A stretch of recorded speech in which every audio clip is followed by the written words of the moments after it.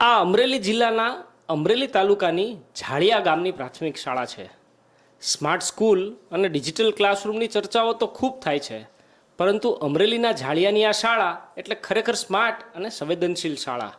સ્વાતંત્ર્ય સેનાની બાલુ કાકાના ઉમદા કર્મયોગની સુવાસ આ શાળા સહિત સમગ્ર ગ્રામમાં પ્રસરી રહી છે. ગુજરાત સરકાર દ્વારા પ્રાથમિક શાળામાં બાળકોના શિક્ષણના મૂલ્યાંકન માટે દર વર્ષે ગુણોત્સવ કાર્યક્રમ આયોજિત કરવામાં આવે છે. વર્ષ 2021-22ના ગુણોત્સવ 2.0ના રિપોર્ટ કાર્ડ પણ પ્રસિદ્ધ થઈ ચૂક્યા છે, જેમાં ઝાડિયાની આ પ્રાથમિક શાળા સમગ્ર અમરેલી જિલ્લામાં પ્રથમ ક્રમાંકે આવી છે. આ સુધાર પાછળ શાળાના આચાર્ય આશીષભાઈ મહેતાનો કર્મયોગ પણ ખરો જ. વર્ષ 2014-15માં તેઓ નિમણૂક થયા ત્યારથી 125 વર્ષ જૂની શાળાના પટાંગણથી લઈ અને સ્માર્ટ ક્લાસરૂમ સુધીના સુધારા કરવામાં આવ્યા છે. વર્ષ 2011-12માં ગુણોત્સવમાં આ શાળાનું મૂલ્યાંકન ડી ગ્રેડનું હતું, જે વર્ષ 2015-16માં એ ગ્રેડનું થયું અને ત્યારથી લઈ અને વર્ષ 2021-22 સુધી A+ ગ્રેડ સુધીની સફર ઝાડિયાની આ શાળાએ ખેડી છે. 21મી સદીમાં શિક્ષણ ડિજિટલાઇઝ થઈ રહ્યું છે. સ્માર્ટ ક્લાસરૂમ સમયની માંગ છે.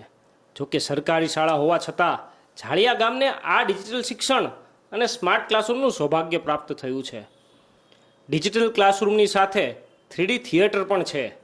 આ ઉપરાંત વિજ્ઞાનના કોન્સેપ્ટ બાળકો સાયન્સ લેબમાં પ્રેક્ટિકલ સાથે ભણે છે, શીખે છે.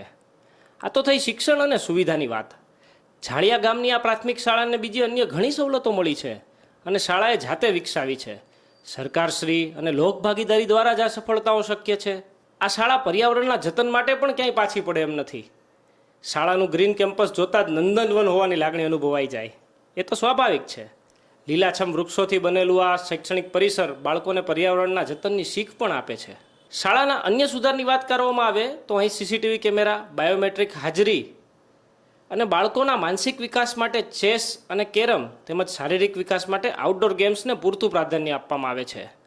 સ્વચ્છતાથી લઈને શુદ્ધ પાણી સુધી તમામ સવલતો શિક્ષણ સાથે બાળકોના સર્વાંગી વિકાસનો મહત્વપૂર્ણ આધાર છે. અને આ શાળાની સૌથી ખાસ વાત શું છે ખબર છે? આ શાળા પાસે પોતાની 10 વીઘા ખેતી લાયક જમીન છે. આ જમીનમાં કપાસ જેવા રોકડિયા પાકોનું વાવેતર કરવામાં આવે છે. શાળાની ખેતીની વાર્ષિક આવકમાંથી દર વર્ષે 2 વાર શાળાના બાળકોને ઇનામ આપવામાં આવે છે અને નોટબુકનું વિતરણ પણ કરવામાં આવે છે. તો આ છે વડાપ્રધાન નરેન્દ્રભાઈ મોદી અને મુખ્યમંત્રી શ્રી ભૂપેન્દ્રભાઈના નેતૃત્વમાં અને શિક્ષણ મંત્રી શ્રી નેજા હેઠળ થઈ રહેલા ગુજરાતના પ્રાથમિક શિક્ષણના ટ્રાન્સફોર્મેશનની કહાણી.